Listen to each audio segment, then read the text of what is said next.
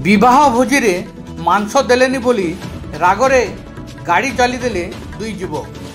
विवाह भोजी रे मांस देले नहीं बोली एक 4 चकिया गाड़ी को निया लगे देइछंती दुई युवक। एभली एक अभावनीय घटना देखा मिली बलांगीर जिला बेलपड़ा थाना खलीपोतर गाँव में। घटना रे बेलपड़ा पुलिस 2 जन युवक को गिरफ्त कर कोर्ट चालाण कर जनापड़ी।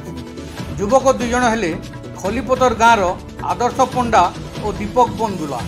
तेबे यही घटनाटी अंचल रे चर्चार विषय पाल्टी। मिलिथिबा सूचना मुताबक खलीपोतर गाँव दयानिधि मेहर गाँव रे निजर जड़े संपर्क बाहाघरे भोजी रे मांस बांटुथिले। 2 जन युवक भोजी खाउथिले। सेमाने अधिक मांस मागिबारु दयानिधि मना कर दैथिले। एही कथा को नहीं 2 जन युवक दयानिधि घरे थिबा 4 चकिया गाड़ी को निया लगाई दैथिबा जहा अभियोग होइछि। नियारे गाड़ीटी जली पोड़ी नष्ट हो जाइछि। गाड़ीटी को जलुवा देखि किछि लोके निया को लिभाइथिले। एने दयानिधि बेलपड़ा थाना रे लिखित अभियोग करिबा परे पुलिस 2 जन को गिरफ्त करी कोर्ट चालाण करिछि। पाटनागढ़ मिर्चा न्यूज टीम ब्यूरो।